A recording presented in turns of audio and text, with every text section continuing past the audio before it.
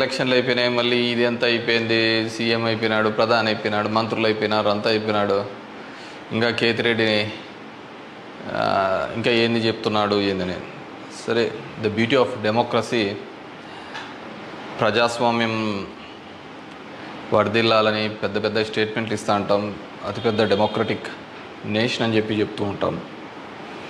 కానీ ప్రతి చోట కూడా ఏం జరుగుతుంది, ఏం జరిగిందని నేను 2014లో చూసా. దొంగ ఓట్ల ఎక్కించుకునే కార్యక్రమం, దాని మీద విపరీతంగా ఫైట్ చేయడం జరిగింది.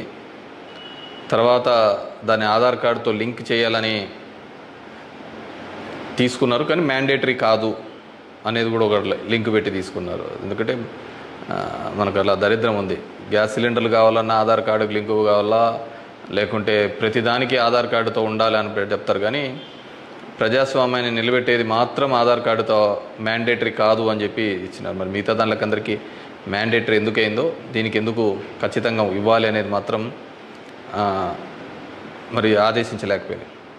సరే, వాటి మీద దొంగ ఓట్ల మీద అదేవిధంగానే ఇప్పటికీ కూడా ప్రతి నియోజకవర్గంలో 10 నుంచి 20,000 30,000 వరకు దొంగ ఓట్లతోనే ప్రజాస్వామ్యం గెలుపోవటంను డిసైడ్ చేసే పరిస్థితులు ఉన్నాయి. కానీ నన్ను ఎట్లాగో ఎలక్షన్స్ అయిపోయినాయి, ఓడిపోవడం జరిగింది. కానీ దీనికి సంబంధించి ఏ విధంగా ప్రతి ఒక్కటి చోట కూడా ఈవీఎంస్ అనేది ఇప్పుడు పెద్ద క్వశ్చన్ మార్క్. ఏం జరుగుతుంది, ఏ విధంగా అని చెప్పేసి డే 1 ఈ ఎలక్షన్ ప్రాసెస్ అంతా కూడా మనం చూస్తే తప్ప, ఎలక్షన్ ప్రాసెస్ చూస్తే కరెక్ట్ ఎలక్షన్స్కి ఒక వారం 10 రోజుల ముందు, నోటిఫికేషన్కి వారం 10 రోజుల ముందు అక్కడున్న ఎలక్షన్ కమిషన్ మెంబరు గోయల్ అనే అతను రిజైన్ చేస్తాడు. ఎందుకు రిజైన్ చేస్తాడో, ఏ దానికి చేస్తాడో తెలీదు. తర్వాత అంతకుముందు వరకు ఉన్న ఒక చట్టం, ఒక ఎలక్షన్ కమిషన్లో ఒక మెంబర్ని అపాయింట్ చేయాలన్న దానికి ప్రధానమంత్రి, ప్రతిపక్ష నాయకుడు, చీఫ్ జస్టిస్ ఆఫ్ ఇండియా ఈ ముగ్గురు సమక్షంలో ఎన్నుకోవాల్సిన దాన్ని మళ్ళీ ఒక కొత్త చట్టం తీసుకొని వచ్చి ప్రతిపక్ష నాయకుడు, ప్రధానమంత్రి, క్యాబినెట్ సహచరుడు అని పెట్టి తీసుకొని వచ్చి ఒక కొత్త వ్యక్తిని తీసుకొని రావడం జరిగింది. అది మనం అందరం కూడా చూడడం జరిగింది. కానీ ఏం చేస్తారంటే బ్యూటీ ఆఫ్ డెమోక్రసీ, ఏ విధంగా కావాలంటే వాళ్ళ ఆ విధంగా చేయడం జరిగింది. ఈరోజు నేను కొన్ని ఉదాహరణలతో, నేను ఆంధ్రప్రదేశ్ దీని గురించి మాట్లాడితే మీరు ఇట్లా ఓడిపోయినారు కాబట్టి ఏమైనా చెప్తా అంటారు, ఏమైనా మాట్లాడుతూ అంటారు, ఏం అప్పుడు లేదా ఇప్పుడు లేదా అని కూడా మాట్లాడుతూ ఉంటారు. నేను ఇంతకుముందు కూడా చెప్పా, ఏ విధంగా కేవలం ఒకటి మాత్రమే ప్రశాంత్ కిషోర్ ఏ విధంగా చెప్తాడు, కేకే సర్వే అనే వాళ్ళు ఏ విధంగా చెప్తారు, లేకుంటే అశ్విని దత్ అనే అతను ఏ విధంగా చెప్తాడు 160 అని చెప్పేసి. ఎందుకంటే ప్రజల నాడి ఎవరికి దొరకలేదు, అందలేదు అనేది వాస్తవం. అలాంటప్పుడు వీళ్ళు ఏమాత్రం గ్రౌండ్ రిపోర్టు చేయని వీళ్ళకి ఏ విధంగా తెలుస్తుంది. వన్ థింగ్ ఏదైనప్పటికీ కూడా నేను కొన్ని పత్రికల్లో వచ్చిన ఆర్టికల్స్, అదేవిధంగా మిగతా దానిలోకి వచ్చిన ఆర్టికల్స్ని దృష్టిలో ఉంచుకొని మీ ముందు కొన్ని ఉదాహరణలు తీసుకొని రావదలుచుకున్నాను. ఇక్కడ చూసినామంటే తమిళనాడు రాష్ట్రంలో తిరువల్లూరు నియోజకవర్గంలో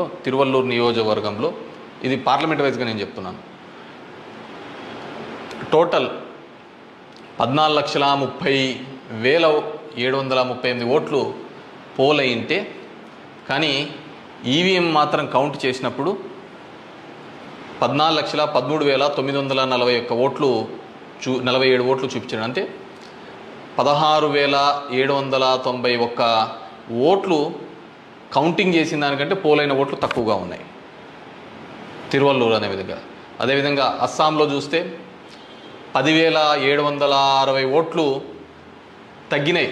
అంటే వీళ్ళు కౌంట్ చేసిన దానికి, వీళ్ళు ఈవీఎంలో ఇచ్చిన దానికి పోలింగ్ అయిన దానిలోకి చూస్తే, పోలింగ్ అయినది చూస్తే 12,40,306 అయితే ఈవీఎంలో కౌంట్ చేసిన దానిలకు 12,29,546 ఓట్లు ఉన్నాయి, 10,760. ఒడిస్సా ధనకల్ అనే చోట 11,93,460 ఓట్లు ఈవీఎంలలో పోలయింటే ఈవీఎంలు కౌంట్ చేసినప్పుడు మాత్రం 11,84,33,000 9,427.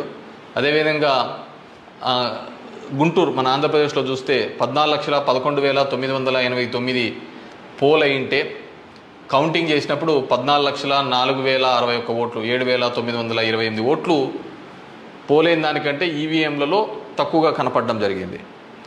అదేవిధంగా ఎక్సెస్ వచ్చినాయి, అంటే పోలైన దానికంటే ఈవీఎంలలో ఎక్సెస్ రావడం జరిగింది. ఆ సంఖ్య చూస్తే అస్సాంలో కరీంగంజ్ అనే చోట చూస్తే 11,36,538 ఈవీఎంలలో పోలయింటే ఎంచే టైంకి 11,40,349 అంటే 3,011 ఓట్లు పెరిగినట్టు కనపడినాయి. అదేవిధంగా ఒంగోలులో చూస్తే ఈ 13,99,707కి కౌంట్ చేసినప్పుడు 14,11,174 ఓట్లు. అదేవిధంగా ఒడిశా దాంట్లో బలాస్పూర్, మధ్యప్రదేశ్లో మండ్లా, అదేవిధంగా బీహార్లో బుక్సర్, ఇవన్నీ చోట పోలైన ఓట్ల కంటే ఈవీఎంలలో పెరిగిన ఓట్లు ఇవి. అదేవిధంగా ఇక్కడ పోలైన ఓట్ల కంటే ఇక్కడ తగ్గిన ఓట్లు. ఇది ఓవరాల్గా కూడా చెక్ చేసుకుంటే వచ్చిన విషయం.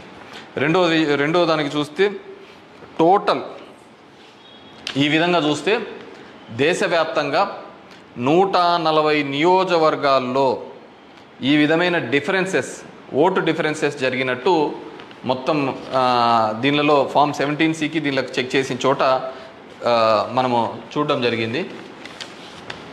పైకెత్మా. అదేవిధంగా ఈ విధంగా 16,000 ఓట్ల నుంచి ఈ విధంగా చేయడం జరిగింది. మే 25 ఈసీ రిలీజ్ చేసిన దాని ప్రకారము ఒక్క నిమిషం, ఇవన్నీ కూడా చిన్నవి మాక్ ఓటింగ్లలో జరిగినవి ఇవన్నీ అని చెప్పేసి వాళ్ళు చెప్పడం జరిగింది. ఇంకా ఏమంటే ఫామ్ 20 ఇంకా ఇంతవరకు ఆన్లైన్లో కూడా అప్లోడ్ కాలే. మామూలుగా ఇవన్నీ ఆన్లైన్లో అప్లోడ్ కావాల్సిన విషయం. ఎందుకో అవన్నీ చెప్పచ్చు, లక్షల మెజార్టీలలో వస్తున్నప్పుడు ఈ 1000, 2000, 3000 ఎందుకు ఈ విధంగా అని చెప్పేసి నేను దానిలో కూడా కొన్ని ఉదాహరణలు చెప్తాను. దీనిలో సంబంధించి చూస్తే మొదటిది ముంబై నార్త్ వెస్ట్ మహారాష్ట్ర దానికి సంబంధించి మొత్తం ఈవీఎంలలో పోలైన ఓట్లు 9,51,580 ఓట్లు మొత్తం పోలైనాయి. కానీ ఈవీఎంలు లెక్కేసినప్పుడు దాంట్లో 9,51,582 ఓట్లు ఈవీఎంలో మాత్రం కౌంటెడ్గా కనిపినాయి. అంటే ఆడ లెక్క చేసిన దానికి దీనిలకు సంబంధించి తేడా కనపడడం జరిగింది. కానీ అక్కడ ఏం జరిగిందంటే శివసేన యూబీటీ అభ్యర్థి డిఫీటింగ్ అమోల్ గజనాన్ అనే అతన్ని 48 ఓట్లతో మాత్రమే అక్కడ ఓడించడం జరిగింది. అదేవిధంగా సెకండ్ కేసులో చూసినాము అంటే జైపూర్ రూరల్లో రాజస్థాన్లో 12,38,818 ఓట్లు ఈవీఎంల ద్వారా పోలయింటే కానీ ఈవీఎంలలో లెక్కించినప్పుడు మాత్రం అది 12,37,966 ఓట్లుగా మాత్రమే చేయడం జరిగింది.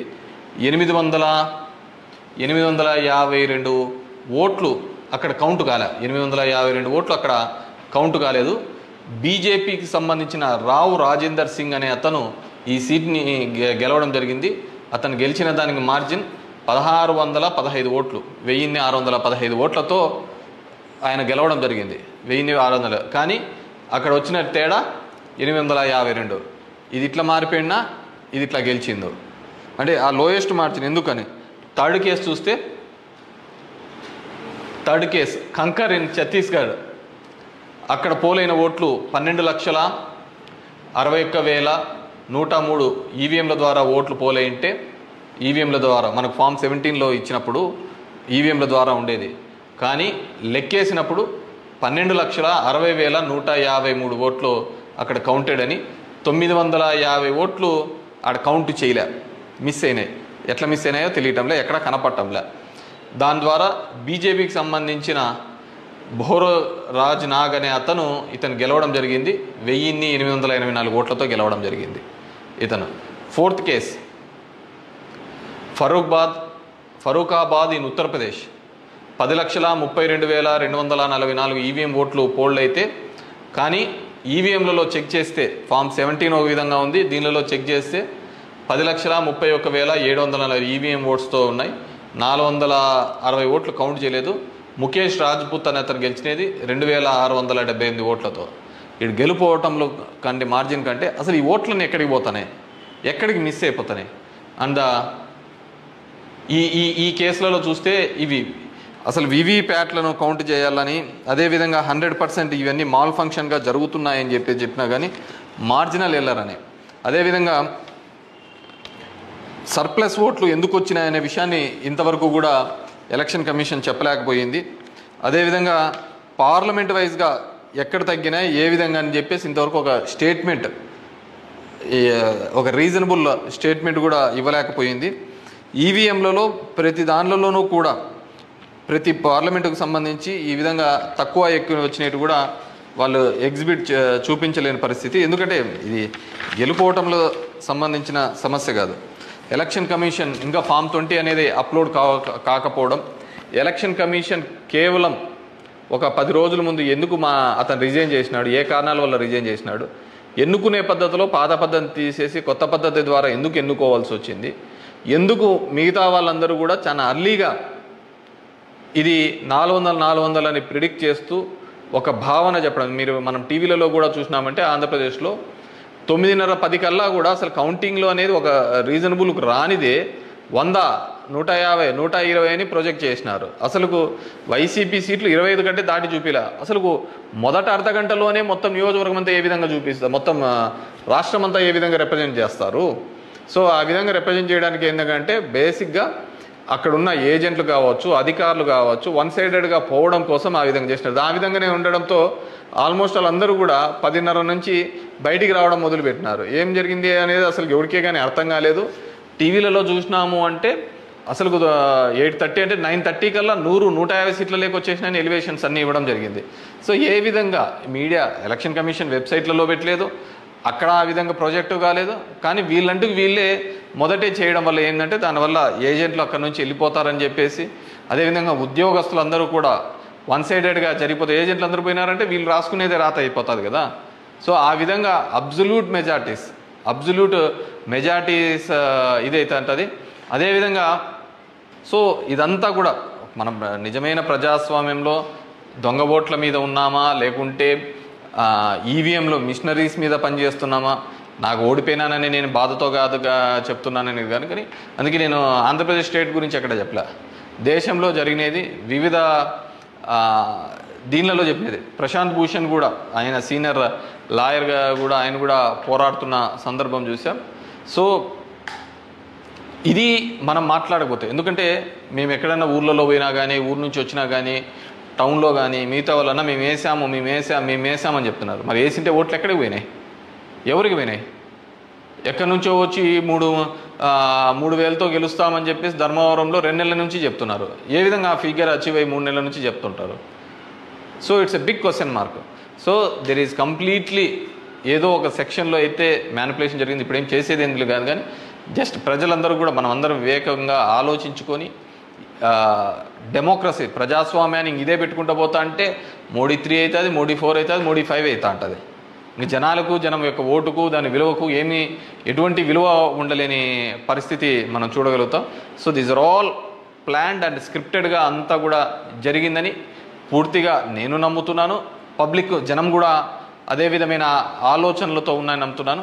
వాట్ ఎవర్ మేబీ నాకు కూడా ఈ 5 ఏళ్ళు కూడా జనాలు మీరు ఇంకా తిరిగినే చాలు, చేసినే చాలు, ఇది చాలు అని చెప్పేసి ఒక బ్రేక్ ఇచ్చినట్టుగా ఉంది. కానీ బ్రేక్ ఇచ్చినంత తప్ప నాకు రాజకీయాలు తప్ప వేరేది ఏమీ తెలియదు కాబట్టి డెఫినెట్గా నా గొంతును వినిపిస్తూనే ఉంటాను. అన్ని విధాలుగా కూడా ఎక్కడెక్కడ ఏ తప్పులు జరుగుతున్నా కానీ, అది నియోజకవర్గ వ్యాప్తంగా కావచ్చు, రాష్ట్ర వ్యాప్తంగా కావచ్చు, దేశవ్యాప్తంగా కావచ్చు, ఖచ్చితంగా ఇంకా ఇట్లా కాకుండా నేనేం వేరే వాళ్ళను బూతులు తిట్టేది ఇంకోటి ఆ అవసరం లే. జనాలకు ఎంతో కొంతమంది కన్నా సరే నాకు తెలిసిన విషయాన్ని షేర్ చేసుకోవాలనేది ఒక ఆలోచన విధానంగా అనుకున్నాను. డెఫినెట్గా ఐ విల్ కంటిన్యూ దట్. ఎందుకంటే చూస్తున్నాం అక్కడక్కడ జరిగినవి ఇవన్నీ కూడా. ఐ వాంట్ టు గివ్ ఎన్నుకున్న ప్రభుత్వానికి కూడా వాళ్ళకు కూడా మనం కూడా ఒక 6 months మనం కూడా టైం ఇవ్వాలి. వాళ్ళు ఏం చేస్తారు, వాళ్ళు ఇచ్చిన మాటను ఏం చేస్తారు, ఏ విధంగా కట్టుబడి ఉంటారు అనేది చూడాలి. ఎన్నెన్నో వాగ్దానాలు ధర్మవరానికి ఇచ్చినారు, రాష్ట్రానికి ఇచ్చినారు, చాలా వాగ్దానాలు ఇచ్చినారు కాదు. అవి ఎంతవరకు నెరవేరుస్తారు, లేదు కేవలం కక్ష సాధింపు చర్యలతోనే మిగిలిపోతారా, ఇవన్నిటినీ కూడా కాలమే సమాధానం చెప్తుంది.